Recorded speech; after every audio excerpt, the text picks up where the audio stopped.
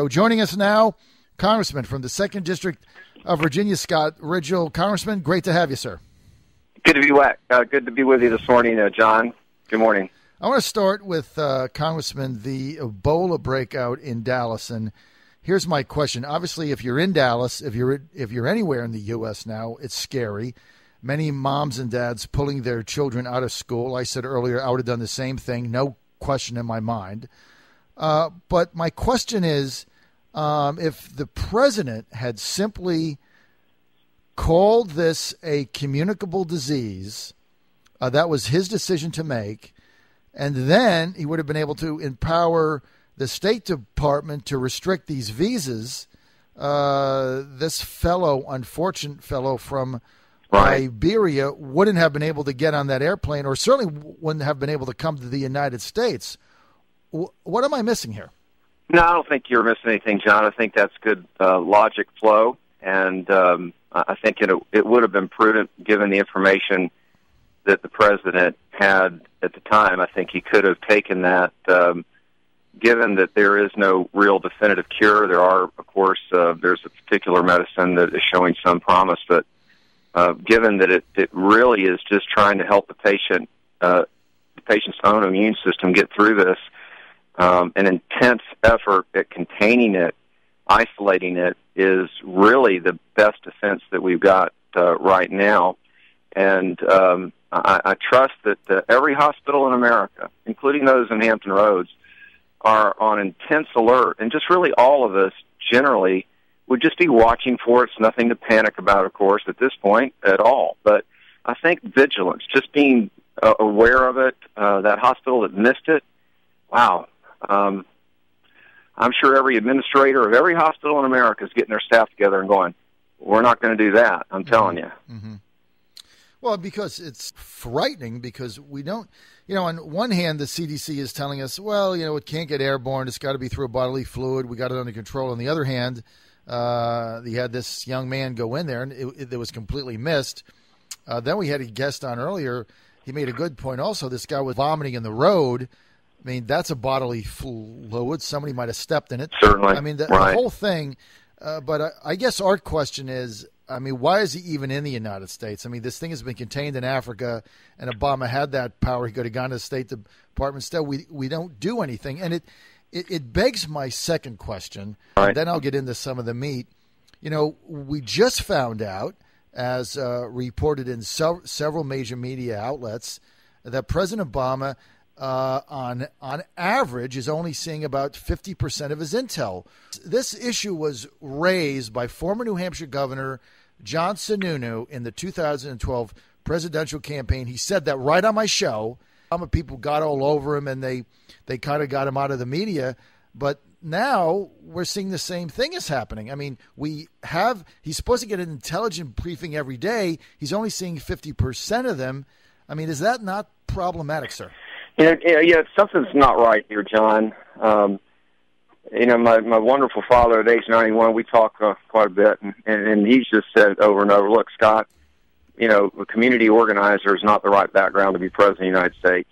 And it's an incredibly difficult job. I know, frankly, the challenges I face as 1/435th of the House. It's quite demanding, but still, he sought the position. And I think if we look at these images, not just the imagery, but the actual number of times that he's out playing golf when our country is in a difficult hour, the world is in a difficult hour. And look, it's nothing. I got nothing against golfing, not at all. But the percentage of time that he's been out there, that's taken him away, and other things have taken him away from the core mission. For 8 years or 4, ideally it wouldn't have been any number of years with this particular president, but for 8 years, if you signed up for that job, it's every day, all day, pretty much. And I know he's not, for example, John, even meeting with Democratic members of Congress, much less those of us on the other side. I look back at what Thomas Jefferson did and others. They would regularly have dinners with members, just rank-and-file members of Congress, engage them in conversation about our country. That's not happening with President Obama. He's kind of checked out. And listen, these next 2 years just can't go quick enough for me, that's for sure. Congressman, let's get to the Secret Service situation. Kind of shocking, but let me ask you the bigger question. There seems to be, to the people outside looking in like me, laymen, if you will, that there is just a rampant culture of non-accountability running through all branches or many branches of the federal bureaucracy. That is a fair and accurate assessment. I share that. The fact that this individual was able to jump the fence and get all the way in, and look, I don't want to. I hate to even say something like this, but what if 5 guys who really knew what they were doing did that?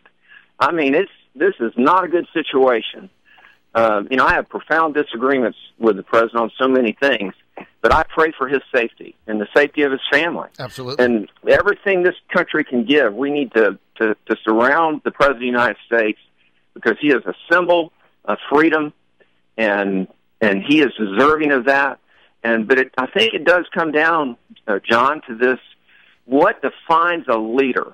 And that's a clear and compelling vision, a strategy to accomplish that, and then holding people accountable, elevating the right people, giving them the running room to get the job done, but saying to all of them, look, whatever you need, the resources, I'll get it to you as best I can.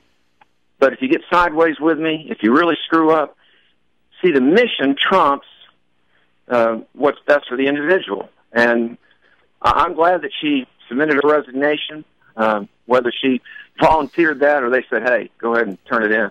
I don't know. Doesn't matter. But it's too late. The organization that I held in such high regard as I was growing up, it has slipped.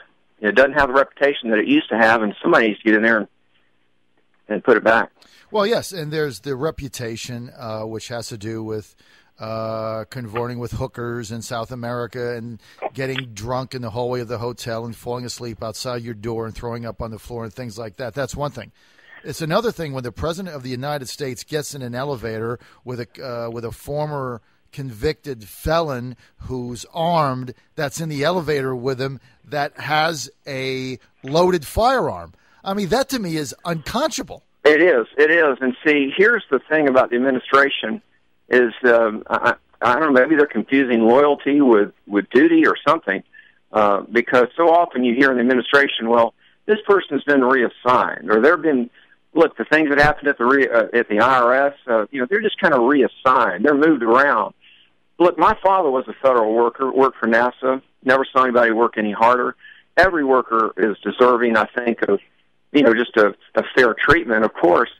But, whoever that detail was, whoever was the supervisor that was responsible for that team that let that fella in an elevator with the President of the United States with a loaded weapon, he ought to be, or she ought to be fired. Mm-hmm. I mean, just flat out. There are some things that are so egregious, you don't go, well, listen, John, I'm going to have to put this note in your personnel file. No. There are some things that are just so egregious, and your team needs to know that. Right. And it's never easy to fire somebody. If it ever gets easy for you, I told our team in my private sector and even on the congressional side, if it ever gets easy to fire somebody, there's something wrong with you. Right. But Absolutely. At times it has to be done. Right. Congressman, let's get to the war, and I call it a war because it is. I agree. First, the president says, absolutely no way, no troops. There are going to be other coalition countries coming in. We have a coalition now of 18 countries. No one has committed to send troops in. What's our situation there? Well, it's a tough situation. You got this organic morphing insurgency, and really now a defined army. I mean, they are controlling cities. They're providing education. I'm talking about ISIS. They're fairly well funded through their oil resources. An estimate I've heard is $3 million a day. Tough situation. Now, John, if you go back to Operation Odyssey Dawn, the invasion, or not the invasion, but the assault on Libya, I voted to defund that. Right. I felt very strongly the president needed to come to us with respect to Syria, led an initiative on that. My votes reflect a belief that we ought to disengage from Afghanistan, that is to exit the country. Now, these are somewhat controversial positions for some, so I'm not a person who is, demonstrated by my track record, to have some bias in favor of engaging U.S. troops. Yes. Now, that said, I think it's unwise for a commander-in-chief to walk up to a podium and outline all the things that we won't do. I really believe that's unwise. Your enemy is hearing you. They are watching. They can then set their own operational parameters based on what the commander-in-chief of the United States is saying that we won't do. There needs to be an element of uncertainty in the mind of those who wish us harm and would harm us and indeed have harmed us at different times. And so I don't think you should have said that. I think that, and this view is shared by many of my Democratic friends and Republicans as well, the president at this point, in my view, does not have the authority to continue these level of offensive military operations, and he must first seek and receive authorization from Congress. But obviously, he's not tracking that way. What's the holdup? The president. I mean, John, he's a different person than he was when he ran. He talked about the War Powers Resolution, strict adherence to, respect for the will of the American people. Only Congress can declare war. See, I think we've really become desensitized, John, to what it means to be on the receiving end of a Tomahawk missile or anything else that the United States military has in our arsenal. I've always said, if just a simple 155 millimeter artillery shell falls in the sands of New Mexico, we'd say, wow, we've been attacked, right. And righteous indignation. Look, we throw all this ordnance into some countries, and we're just acting like it's another day. And my point is this. There are people on the receiving end of that, overwhelmingly those who should receive that.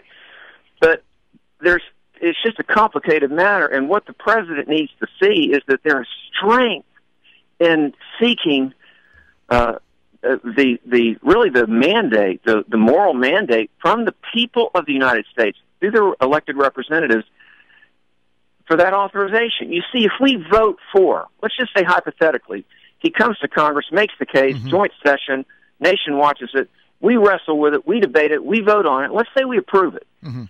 All right? Yes. Then all of those who are opposed to us, I really think it makes a difference because they're saying, wait a minute, that whole country's united here. It's not like we can just split them apart and peel enough off. And see, it's counterintuitive for the president. He'd see it, and his advisors are saying, I'm sure, well, Mr. President, if you go to Congress and you're going to look as weak, and you don't want your legacy to be seen as weak.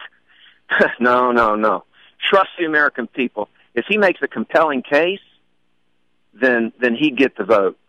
But if his case falls short, well, that's it. That's the will of the American people, as I see it. I mean, that's how our republic was established. And there's more to it, but I better stop here and give you a chance to ask another question. No, look, I think you nailed it. I think that's the issue. And then we've got the other issue of, what I've been calling the credibility gap with this president. I mean, my question is, do you actually believe him?